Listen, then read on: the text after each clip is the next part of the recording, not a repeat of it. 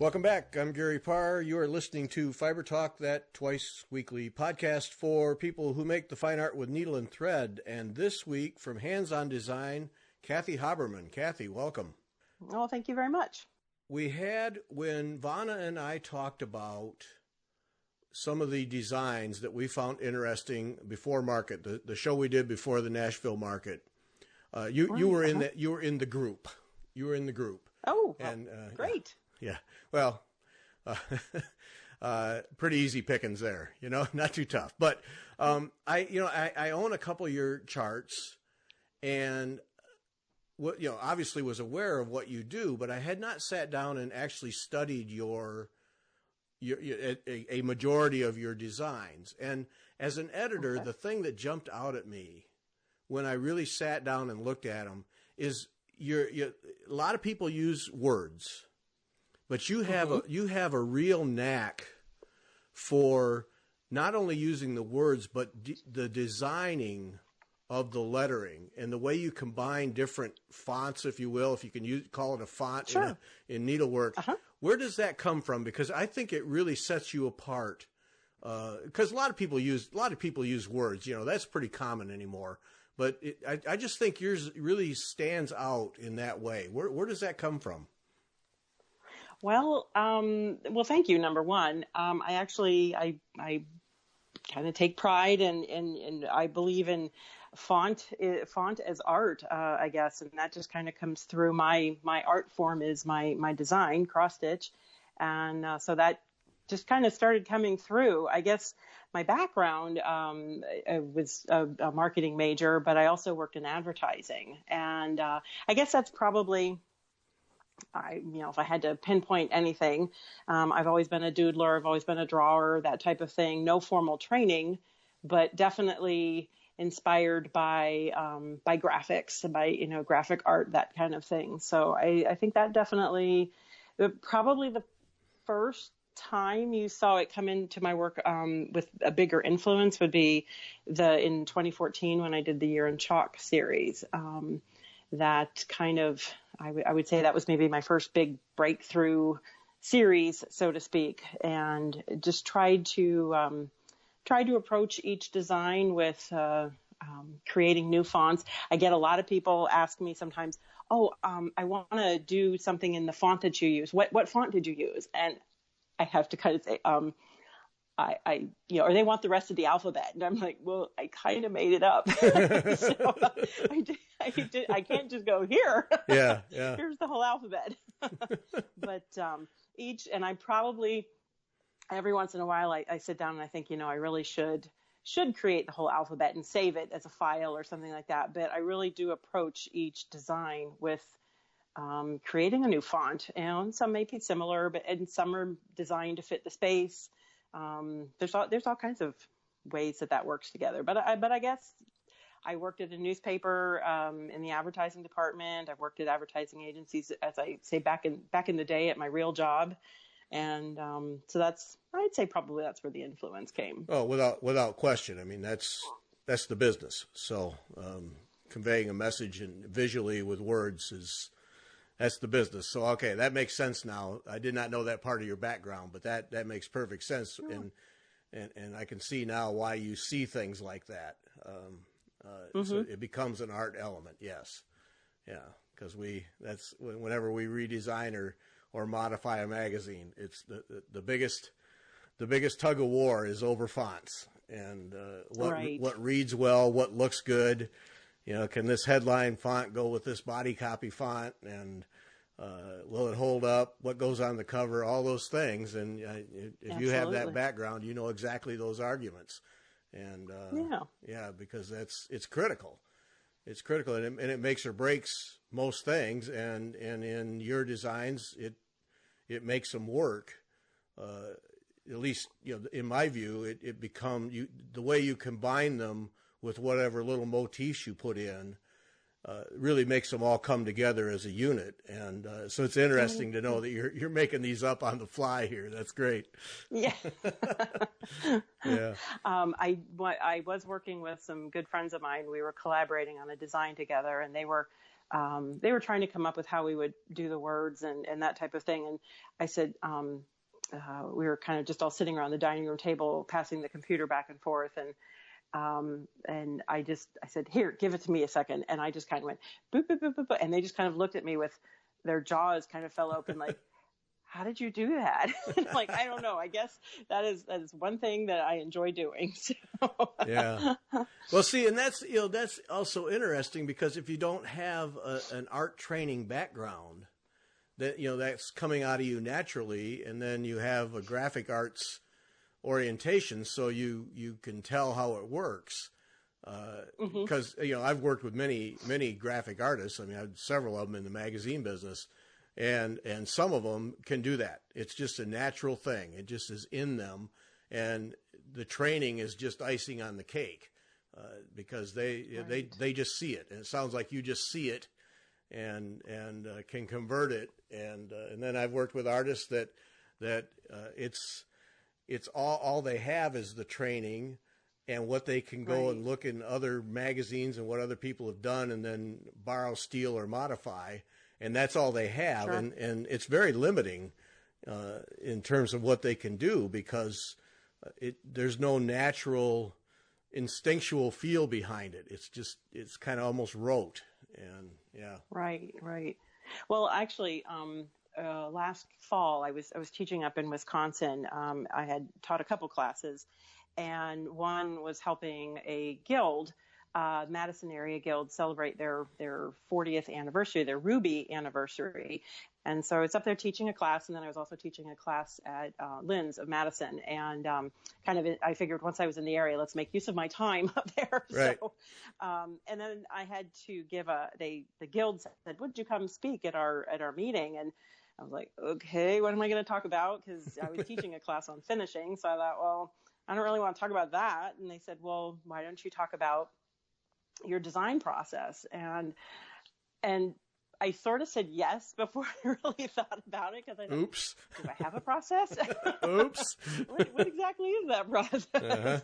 So when I actually sat down to really think about what I wanted to say, I thought, well, okay, I'm going to talk about, people, stitchers always ask me, and people always ask me, where do your ideas come from? And the boring answer is to say, well, everywhere. But it really does work that way. And I guess the way I divided my talk to them, I said, I have 3 influences when I design. Words, no surprise to you, is the number one influence. And I always like that, I have a lot to say, so I put it in my cross stitch. So, words are an influence.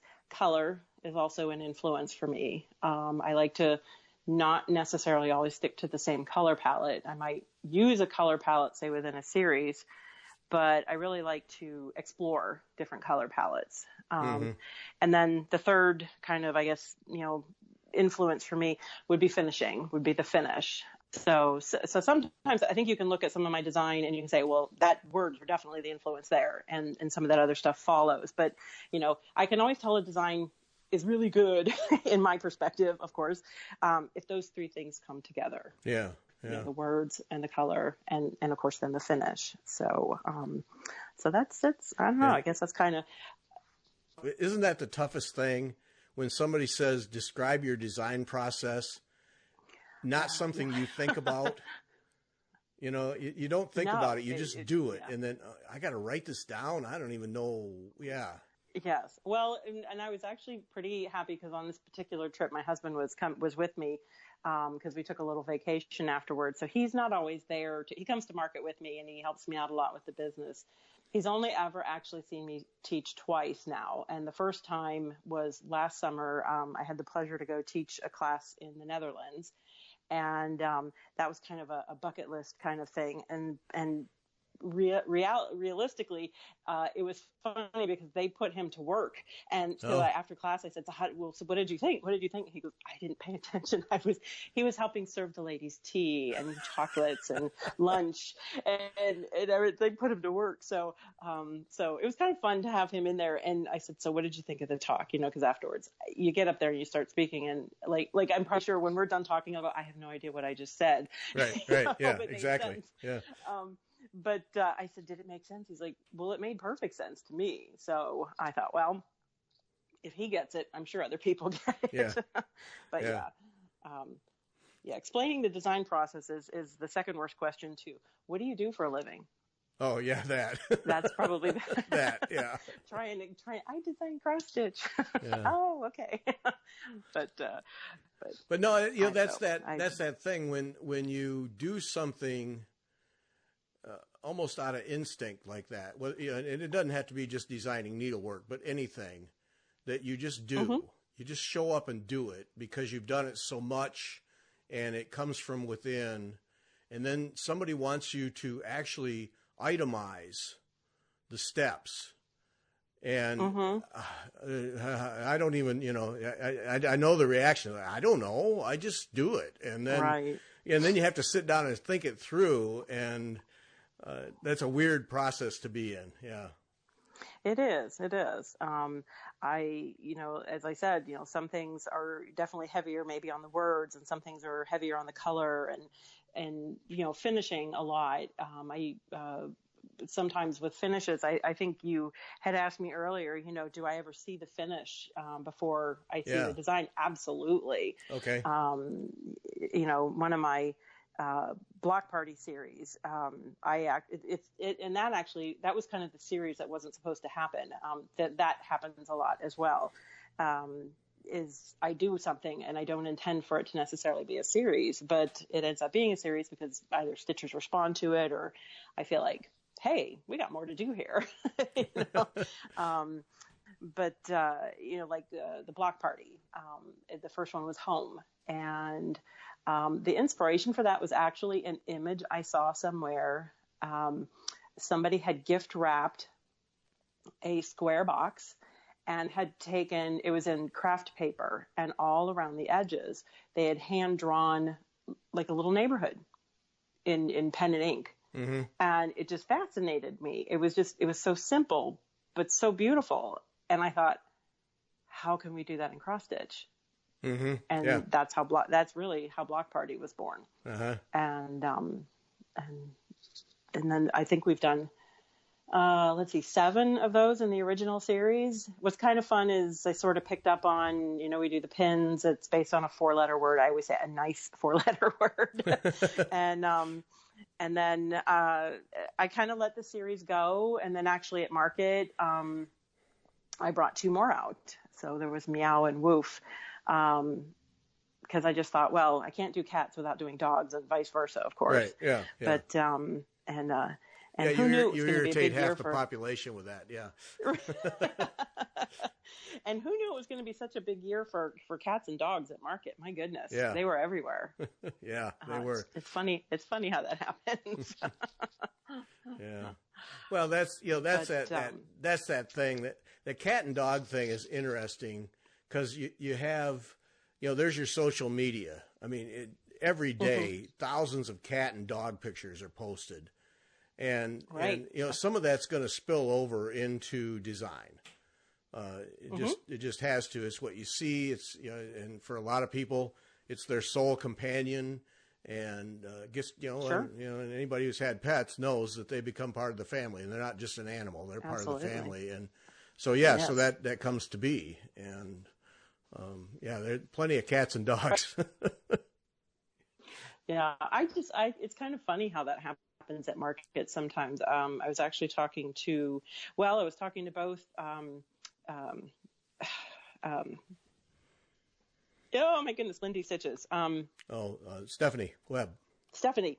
Sorry. I'm so sorry, Stephanie. I didn't mean to blank on your name. But I was talking to Stephanie, and I was also talking to Cecilia from Heart and Hand. And without really, showing each other, somebody had sort of made a funny comment about a bunny. And we all kind of messaged each other and said, I think there's going to be a lot of bunnies at market. and I was talking with a little bit more with Cecilia, and she's been designing for quite a long time. She said it's really kind of funny when trends like that happen. So this year, definitely lots of bunnies and lots of cats and dogs. So, and I jokingly have talked about this in some of my floss tubes because, like, say, I did the 12 Days of Christmas. Linda from Erica Michaels was doing her 12 Days of Christmas. And, we didn't know each other was doing that. Yeah. I said, wouldn't it be nice if there was some giant tote board, like, okay, this year you get 12 days, you get, and, but it doesn't happen that way. So. Yeah. Yeah. Oh, that's just it. Yeah. I've often wondered if, like, 12 Days of Christmas is a classic. If you collected all of the series that have been done for 12 Days of Christmas. Oh, man. Oh, yeah. Yeah. You fill a room. Yeah. And it's fun that you do. In fact, I said I did a funny little video with Linda at Market when we did them. I did the, because her name's Linda, but her company is Erica Michaels Designs. Right. Mm-hmm. And so I said in the video, I said, this is my good friend, Erica. And she just kind of looked at me, now, Cathy, my name is Linda. So it just kind of set the tone. And we did a little, like, kind of a, this is my 12 days and this is her 12 days. And isn't it wonderful that we both did 12 days, but each in our own style. And right.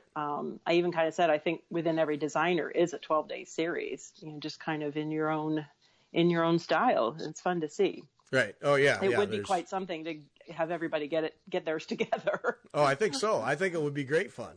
And just to see, because I haven't studied them all by any stretch, but I don't ever feel like, oh, that's just a copy of this, or that's, right. They all seem to have a distinctive approach to it.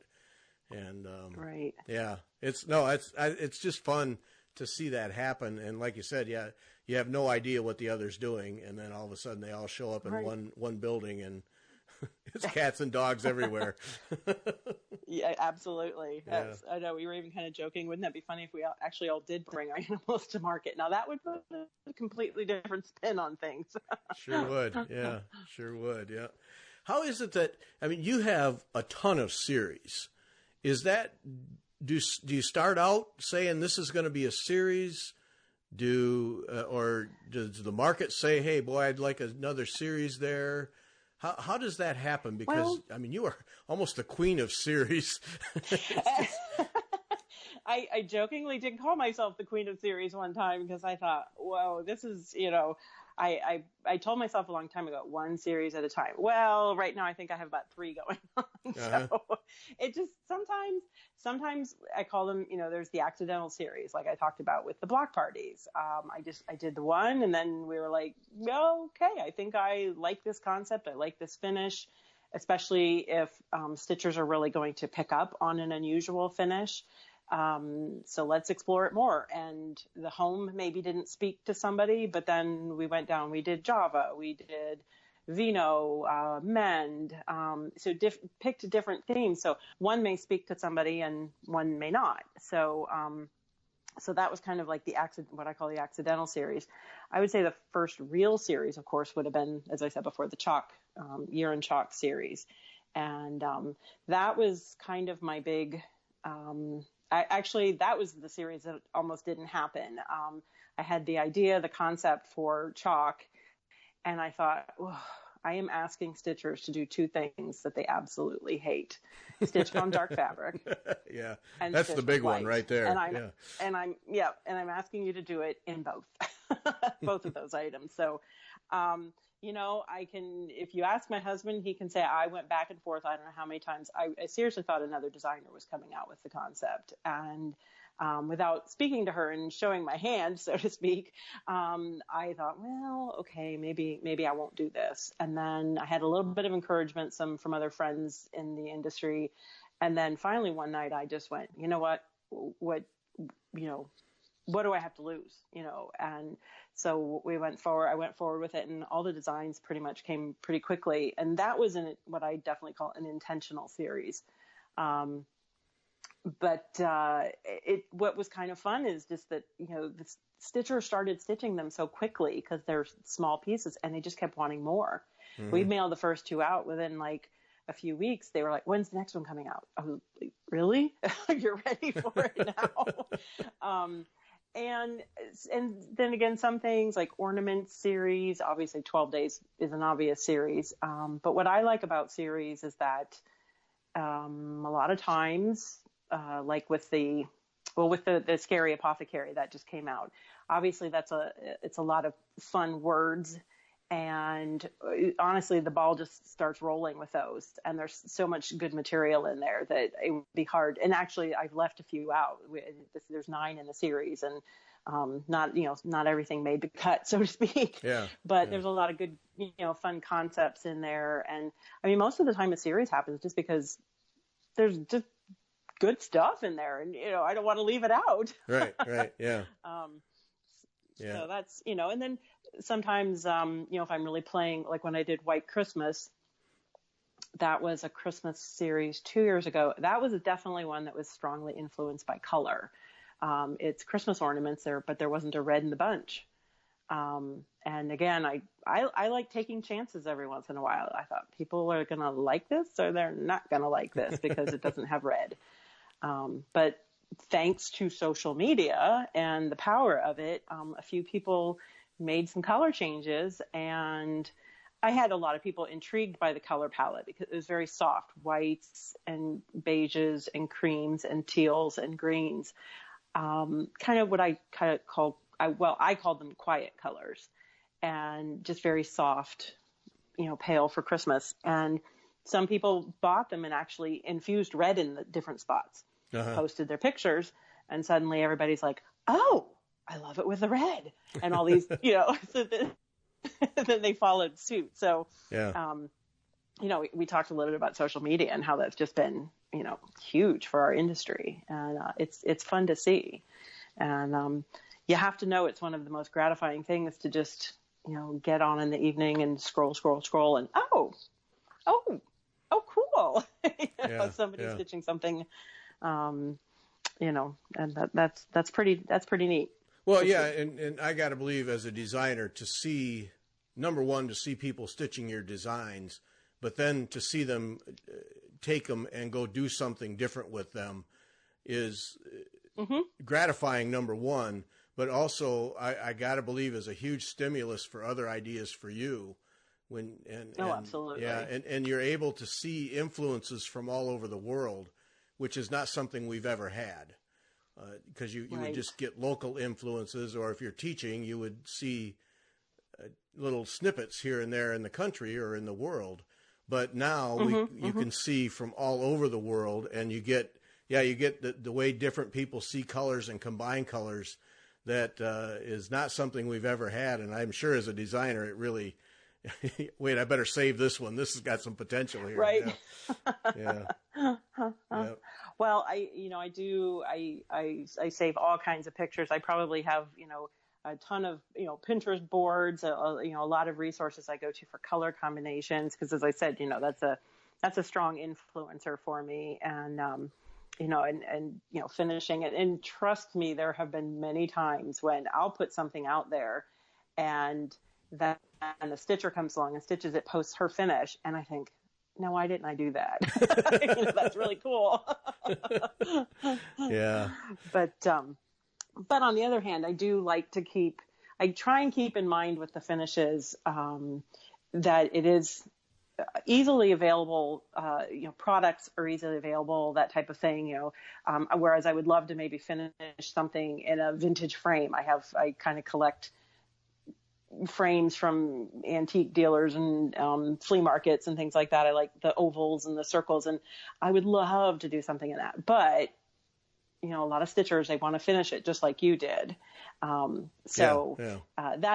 probably the one part I find that's maybe limiting to me sometimes, is because I love finishing, and so, but I got to watch how I finish mine or how it shows on the cover. It needs to be something that can be reproduced, I guess. So you have to have a sensitivity to that. Yeah.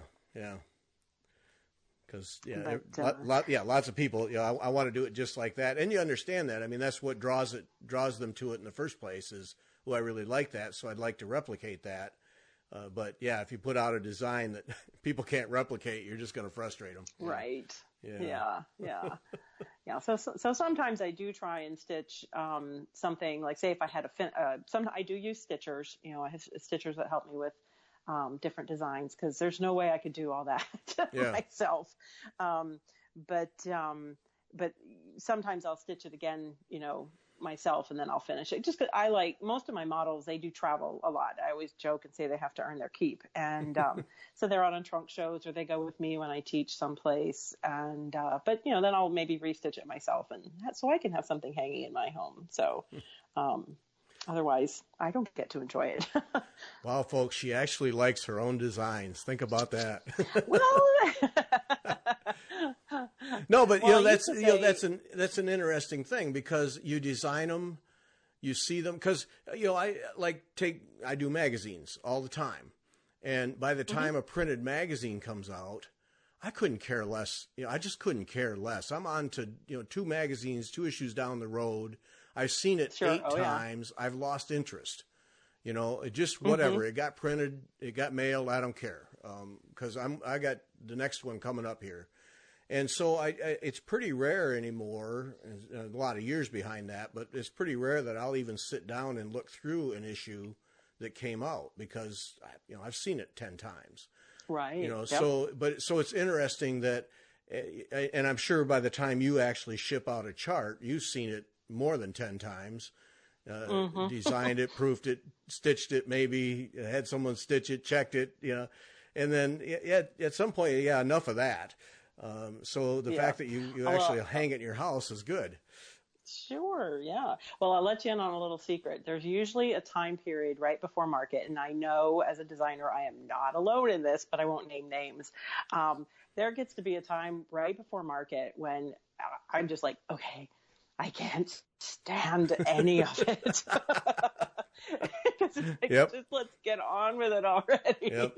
And my husband usually comes home, and I'll say something, and he goes, "Yep, we've reached that point." Because it happens every year. Yeah. Because typically, if I do a series, I kick it off at Nashville. I take the whole series with me. It's all done.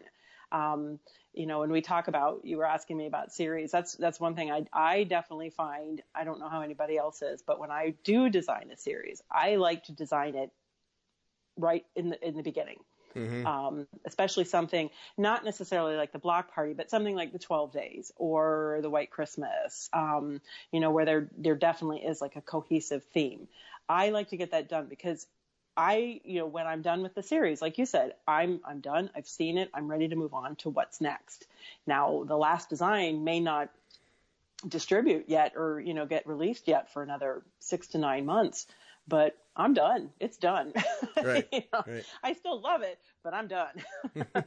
Yeah. So that's an interesting part too, because one of my favorite podcasts is Mark Maron. And he's a comedian and a brilliant interviewer, just really brilliant. And he has talked frequently, because he acts it's a Netflix, I think it is, show called Glow, about the gorgeous ladies of wrestling. Yeah. And I remember as a kid watching that for completely different reasons. But but he has talked frequently about this concept of Netflix, Amazon, of dumping the whole series on one day, as opposed to stringing it out. And his view is that you take some of the excitement out of it, that by spreading it out, that you generate some ongoing excitement. And I watched this today, and I can't wait for the next one. And I've seen that in stores with your series, and obviously you've heard it. When's the next one coming? And I think that there's some validity to that, as opposed to here's all 12 days of Christmas, buy them. All right, that's over. Now what? And right. Yeah. Yep. Well, and I think I like getting them done and showing them to the shops at market, mostly because I want them to know that they are done. Right. They're not going to get strung. They're going to get hung out at 9. And then, and just so they can see them and then get excited about them. And then they can go back to their shop or their stitch group or their retreat or whatever and say, oh, I've seen them all, you're going to love this, So I definitely, it helps in actually being able to design forward, to every year. The goal is be more prepared, work further ahead. Yeah. And, people, that's another question I get asked a lot is, how far in advance do you work? And I would love to say, oh, a year ahead all the time, but I would be lying to you. Yeah, I wouldn't believe that. I wouldn't believe that if you paid me. Yeah. Well, that's good. But I mean, some things every year I get a little bit better, a little bit better. I mean, like Scary Apothecary, that was, basically done, and we were stitching and we were working because, well, with that, I'm working with hand-dyed threads. I'm working with hand-dyed linen. I'm working with Krynic braid. I need to notify them. Right. So that they can be prepared, when shops want to order and things like that. So, but then there definitely, so that one I felt, I was pretty confident with that, and that was done nice and early. But it seems like every year right before market, there's that one that just kind of sneaks in the door. Something maybe doesn't work out quite right, or it's good to have options. That's all I can say. Yeah. Does that get to be kind of a pain in the butt challenge with the different threads that you use, and the buttons and other things, in that you create a series and then the threat that maybe a year from now something won't be available? Is that kind of always an irritant? And that's not the right word, but yeah. Yeah, no, well, I've actually, I think most of us have learned. I really think that's why you don't see as many, say, limited editions as you used to. Uh-huh. I know, they've just, because for a while it was, got to have that one, because different designers had them, that type of thing. I really kind of think, when we talk about the whole social media, I think that social media has made that, I know it's what has turned me off of doing limited editions, because somebody maybe bought that limited edition a couple years ago, and then now they're finally stitching it, and then they're showing the picture, and then that always generates, oh, who's the designer? Oh, where did you get it? And then, Yep. And they come back to me, and I'm like, it was a limited edition. I can't get that anymore. So I really kind of think that's why you've seen a lot of that fall off. Yeah. Truthfully. Yeah. I mean, but typically in, one thing that I've had shops tell me they love, a lot of my kits, I call them chart packs, because they include the little bits of wool, or they include some buttons and things like that. I really do try to keep products, those little extra bits, I call them, things that are easily, I know they're going to be around, kind of thing. Or if I would have to substitute it, something like that, definitely, I've got options again. So. Yeah, no, I mean, you have to be careful though. Yeah. Cause somebody digs something out they bought 3 years ago, and all of a sudden there's interest, right. And then I can't help you. And then you got frustrated customers, and that's never good. Right. So, yeah. Right. Yeah, no, I can always tell, it's funny. I'll see somebody stitching an older design, and sure enough, usually a week or two later, one of the distributors will call, or a shop will call, and like, or I maybe don't see it, and I think, okay, who's stitching this one? Yeah.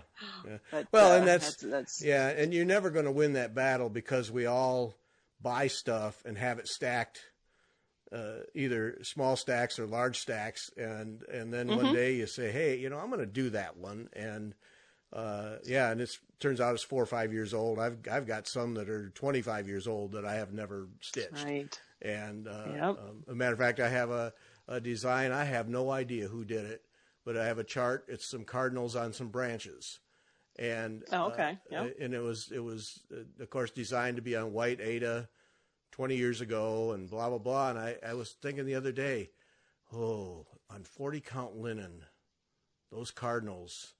Oh, I could have some fun with it. And I thought, wow, I just might haul that thing out and do it, and do it, because it was designed. And it would be quite large on whatever it was designed for. I don't even know what the count is, but it would be a nice little pretty design on 40 count linen. And oh man, that could be. But that would be completely out of left field to even show that. And there's no way it exists anymore. No way you could get it. So right. Yeah. Yeah. When you were a kid, now you started stitching when you were a little girl, right? I was, yes. How does that? I was about 9 years old. Oh, okay. How does that? I don't even know if you remember, but I'm just curious. When you start, then is that just an idle thing? Was that just an idle thing for you that you just did off and on? When did you start to get serious? Or were you serious out of the gate? I was, I would say I was pretty serious out of the gate for a while. Okay. I had a little bit of a break. I'm the youngest of three girls, and we all at one point sewed or made our own clothing. And my oldest sister could, of course, drive long before I could. So one of the places she used to love to go was Minnesota Fabrics, and it doesn't exist anymore. But they had an awesome craft section, and so I used to tag along, and she'd be looking at the patterns and the fabric and whatnot. And at that point, I had not learned how to sew.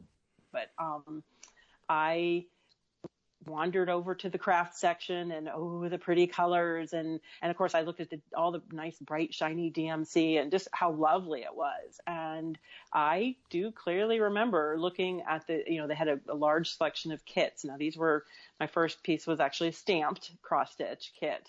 Sure. And, yeah.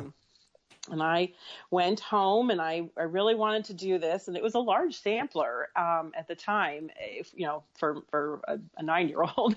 And I got permission to spend my birthday money, and I got it. And I was pretty much self-taught. The particular piece still hangs in my mother's house, and I keep saying someday I want that back.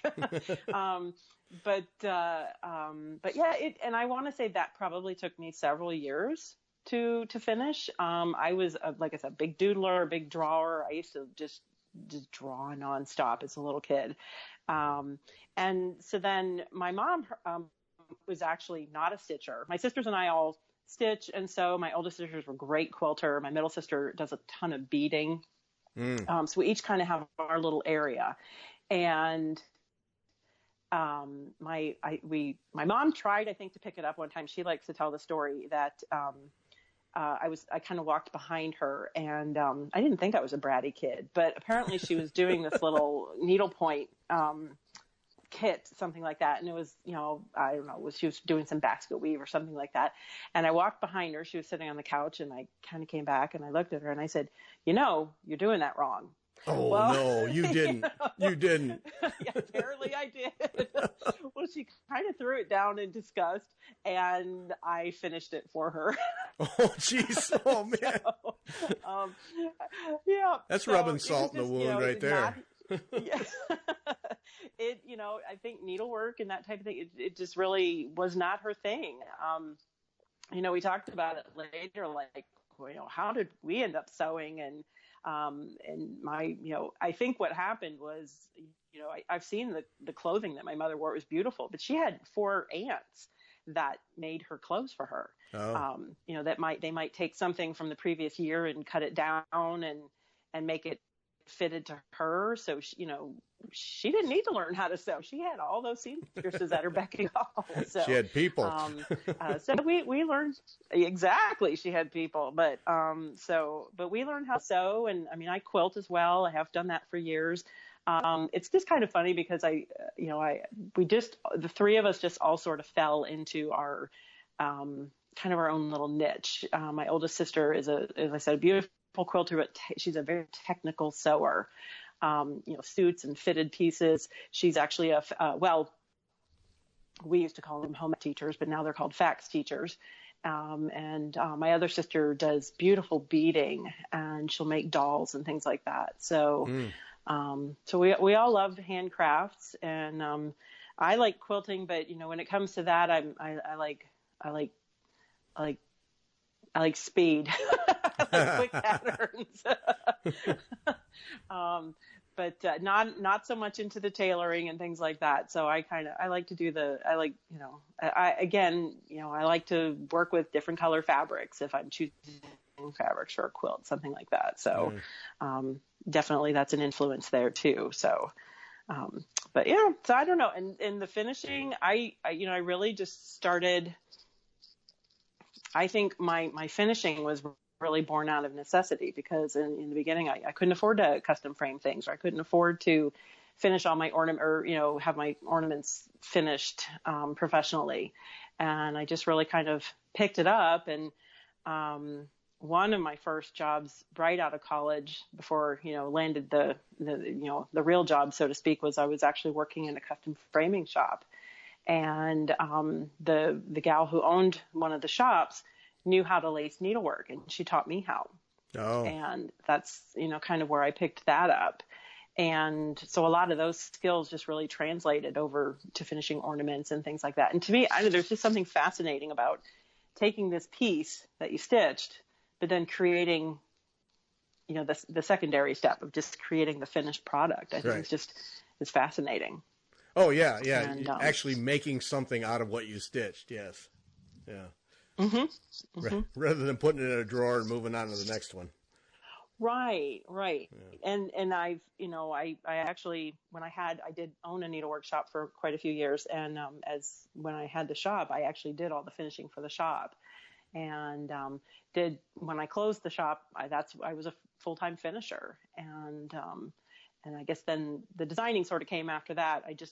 As a finisher, I was working a lot in my house, and, I missed this. I missed talking, talking to people. And I found I really missed teaching, and that's sort of how the design kind of came about, and traveling and teaching. And I've been pretty fortunate to be able to do quite a bit of travel to teach different places. That seems to be, if you talk about the trends in the industry right now, this has been, I think, for a couple of years, is, shops and groups having retreats and inviting designers in to come teach. And it's fun because I've been all over the country. Like I said, last summer I had the opportunity to teach overseas, and it's fun because some of these women travel. I mean, I've taught them on the East Coast, and I've taught them on the West Coast. Yeah. So you get your little, I don't want to call them groupies, but but it's fun to it makes you realize what a small community we are. Yeah. Well, I mean, if you have the time and wherewithal to travel like that and like to travel, then what fun to go to different cities and do a class with your favorite designer and then experience that city. I mean, that's kind of gives you a double hit there. So why not? Yeah. Right. So that's where. So the designing, that's interesting. Number one, I admire you finishing and running a shop. Boy, that would burn most people right out. Well, that's part of the reason why we only had the shop for 9 years. For how many years? We had it 9 years, and I have two boys, and I always tell people that shop was kind of like my third, fourth, and fifth child all rolled into one. So, I believe that. Yeah. Yeah. I mean, we live in a smaller community. We withstood a lot of downsizing. Gateway Computers. I don't know if anybody even remember Gateway Computers. Oh, yeah. That kind of came. It was big in our area, and then we lost a lot of that manufacturing, and then IBP, Iowa Beef. They moved a lot. Our area just went through big transitions, and a lot of my customers either lost their jobs or got moved away, and so we were constantly coming up with fun activities to just draw customers in, and building a good web presence. We didn't have social media then, and shops were really just kind of starting to get websites. The online store was unheard of at that point, so it was definitely a different time. But that practice is still, I mean, that's the key for shops, is that practice right there of creating reasons for people to come to the store and events. I mean, that's the key. Successful shops today are the ones that do that the most. And absolutely. Yeah, because you have to give people a reason to come in, and you make an excitement. You create an excitement, and boy, I'd forgotten all about Gateway. Oh, that must have been a heck of a hit when they shut down. Wow. Oh, it really was. I mean, it really changed the demographic of, they were just north of town, the North Sioux City area. But there's a lot of good empty buildings up there. Yeah, I imagine. Because there was a time where they couldn't make them fast enough, and right. Yeah. Right. It was the cow box. Yep. Cow pattern box. It was the big Yep, there's a very large building up there. I think they've actually recently repainted it, but yeah, it was the big cow spotted building Oh, they was their actually painted the warehouse. building that So, way? yep, yeah, they did. Oh, oh Yep, my. they sure did. Oh, I've forgotten about them. Yeah, those were crazy times, that whole computer craze. Oh, geez. And yep, Yeah, somebody like yep, Gateway. Oh, man. yeah. Yeah. Well, those were back in the days when, I mean, my husband and I laugh about it every once in a while. We said, yeah, remember when we couldn't afford a computer? It was a luxury. Right, And now, right. we've got iPads and cell phones and, all this, all the technology, heck, all the technology on your wrist. Right. So, Yep. Oh yeah, that was the thing. Oh, I remember. Yeah, you bought your first PC. Well, I remember the first mhm. PC, IBM PC we bought for the magazine, and we had one for the entire staff, and we had to schedule time because Oh my, yeah. the thing with two floppy disk drives cost like $7 or $8 grand. It was just Right. ridiculous for something that really couldn't do much of anything.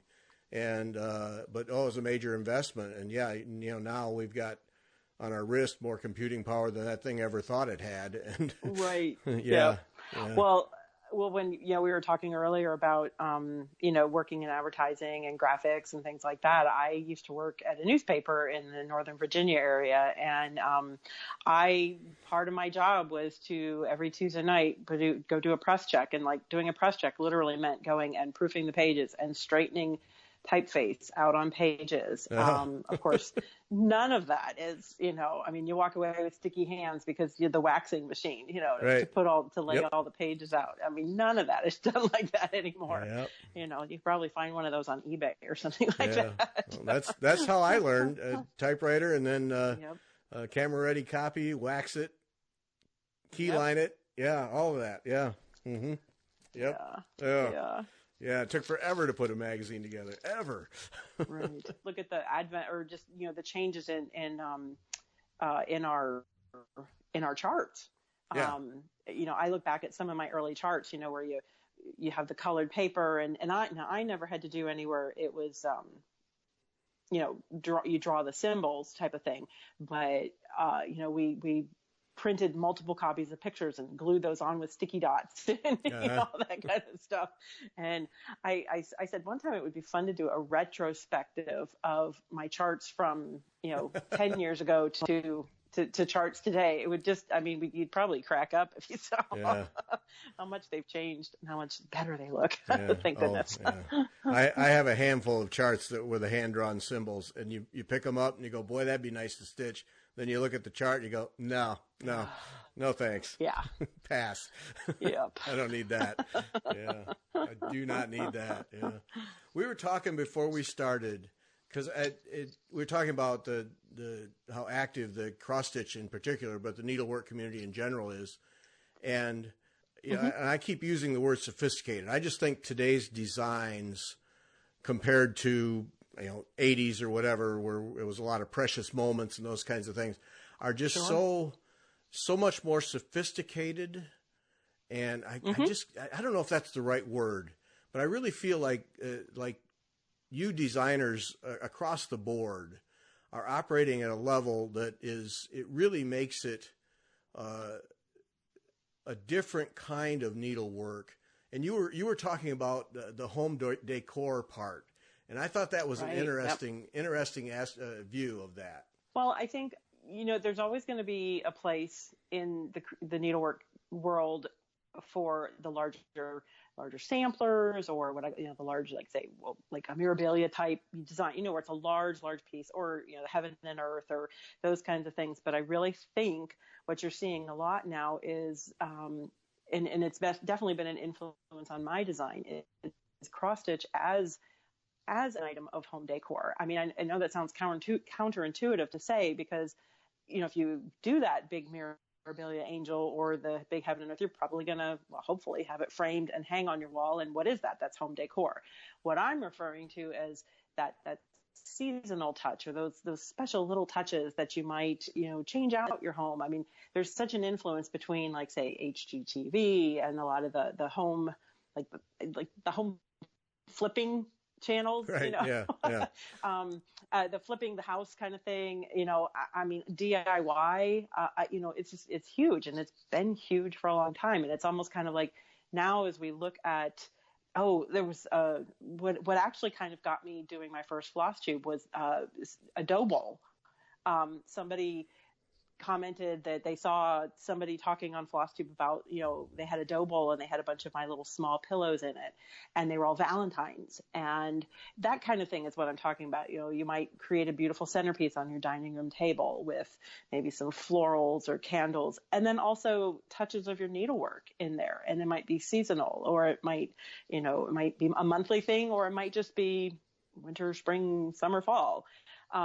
I really think you see that as a trend now. And especially when you look at your big box stores, your Hobby Lobbies, your Michaels, your AC Moores, those type of places, you see some of just amazing finishes, and people using, things like series to change out each month, and, right. and that type of thing. I just see that's a huge influence in our market right now. And I don't know, it's fun. It's exciting.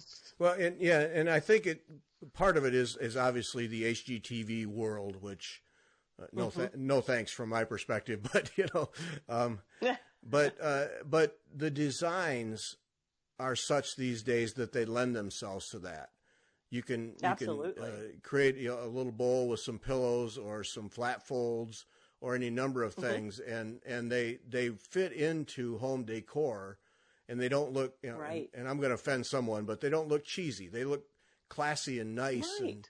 And I think that's part of the difference and part of the excitement over, particularly with cross stitch, but needlework in general, is just that, right. is that people can see this could sit in my home and be admired. Yeah. And it doesn't get old. I think you definitely, yeah.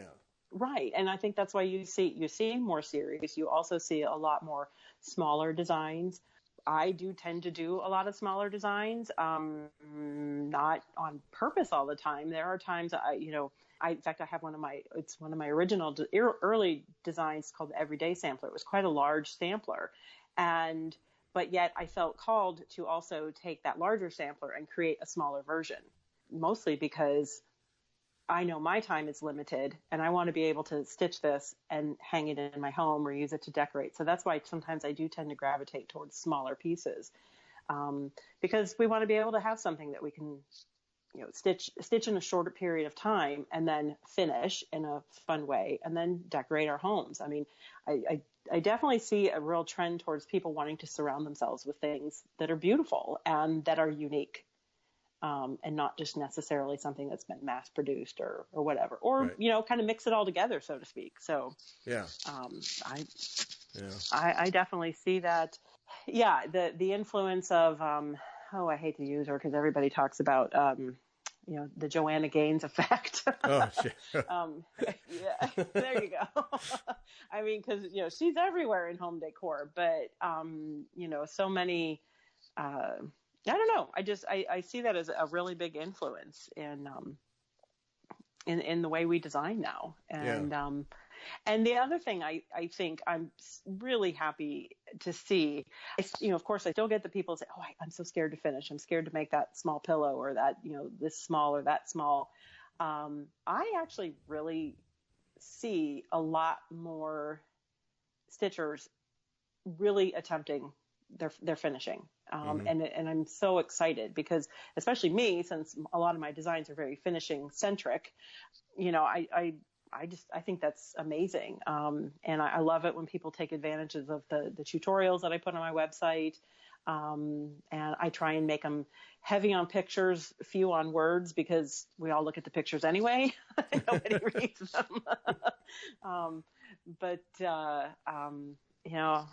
don't know. I do definitely see, especially, I happen to belong to a couple Facebook groups, one all about smalls.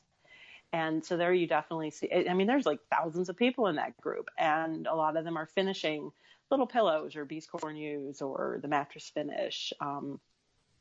And so I think I've seen a lot of other designers also, starting to carry over with that in their designs as well. And Yeah, well, And actually, those smalls are approachable when it comes to finishing too. Yeah, you can. absolutely. You can actually literally wrap your hands around it and figure it out. Yeah, it's.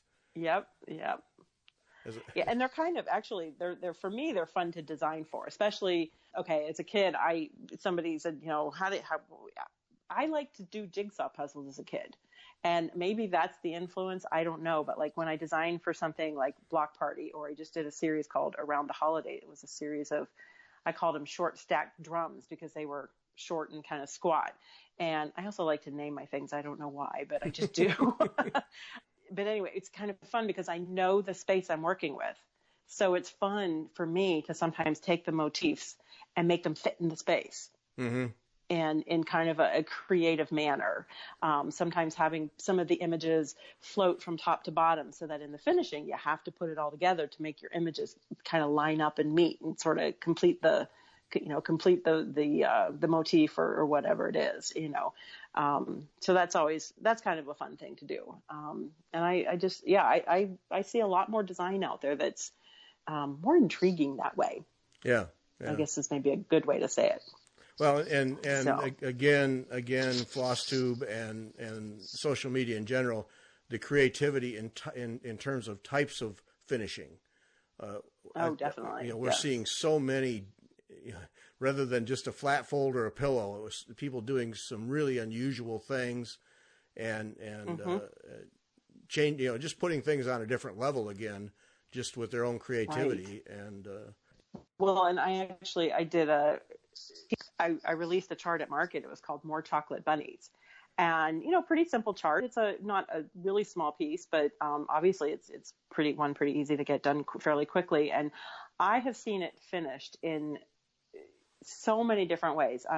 Somebody flat finished it, and then they mounted it on a wooden bunny that they picked up at a craft store. I've seen people flat finish it, add fabric around it, and then they mounted it in a wreath, and then hung the wreath on their door. Mm-hmm. It's amazing to me, just the number. And because, I see it, I'll repost it, somebody else will repost it, or they'll share or whatever. Right. Yeah, definitely that social media influence is huge. Right. It's huge. And the FlossTube. So yeah. Well, yeah, and those ideas spread at a speed that like we've never seen. So yeah, it just reaches so many people, and it's just fun. It's just really truly fun. Yep. Cathy, we got to stop. Oh, okay. It happens. Well, this has been a lot of fun. Thank you. I've really enjoyed it. Thanks for taking the time. Appreciate it. Yeah, it goes fast. Well, thank you for asking. Appreciate it. All right. Thanks to everybody for listening. And I don't know who's coming up Wednesday. I lose track. But anyway, somebody with me Wednesday. I don't know. Thanks for listening.